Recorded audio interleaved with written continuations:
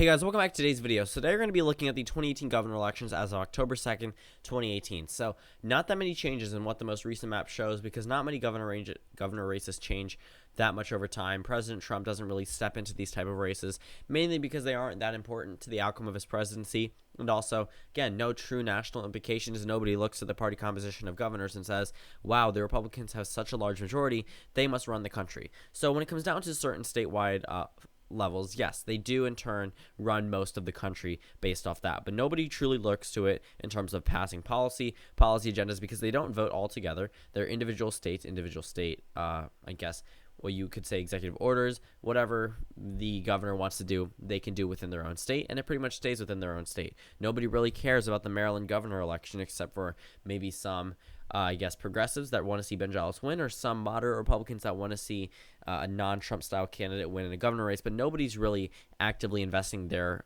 own time more into something like a Maryland governor race from California or Nevada or Colorado when they currently have governor races going on. So I think most of you understand what I mean. The majority of the electorate is not worrying about a governor race in another state compared to a Senate race, which they may not care about their Maryland Senate race because it's already rated as safe for either political party.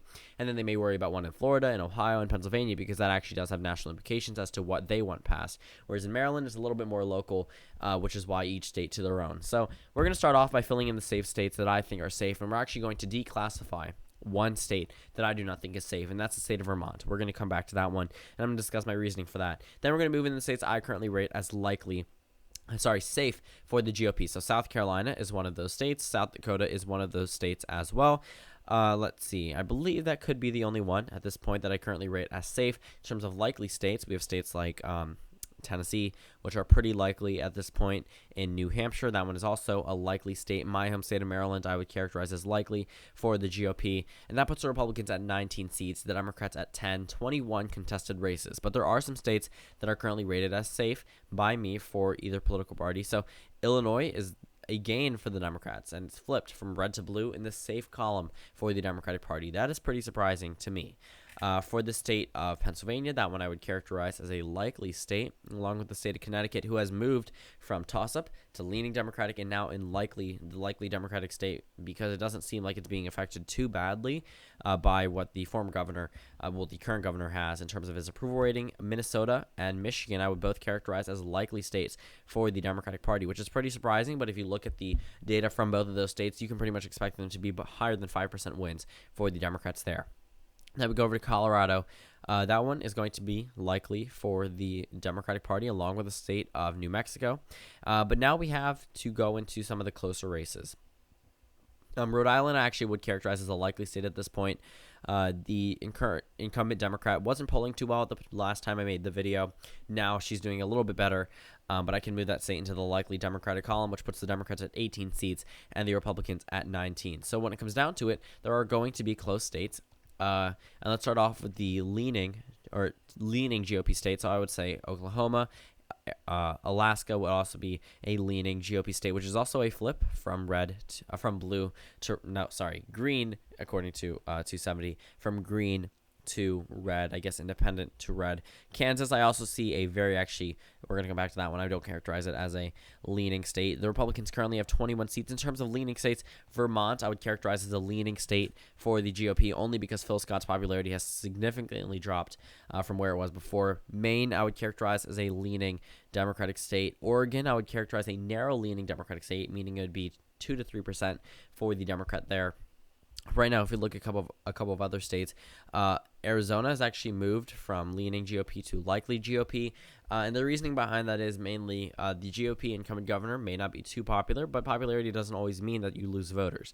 So this governor probably is going to win re-election higher than 5%, mainly because of the drawback of Republicans falling behind their GOP candidates, but not so much in the Senate race, which is pretty interesting to me, seeing a red GOP red GOP governor race, but then a blue Democratic Senate race. So you can look over at a state like Wisconsin. That is a state I would characterize as a leaning Democratic state. We don't see a lot of new data from that state, so it's going to be very hard to characterize. Georgia has moved from tilt GOP to leaning GOP. And Kansas has moved from leaning GOP to tilt GOP, so pretty much has swapped between Georgia and the state of Kansas.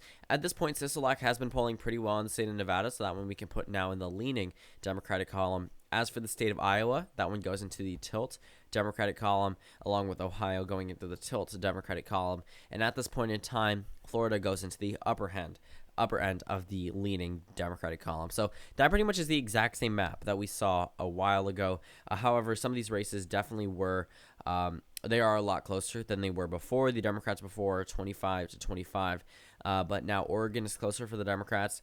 Let's see. Vermont is closer for the GOP. Maine is closer for the Democrats. Just a couple of states have had minor changes in terms of how they have gone.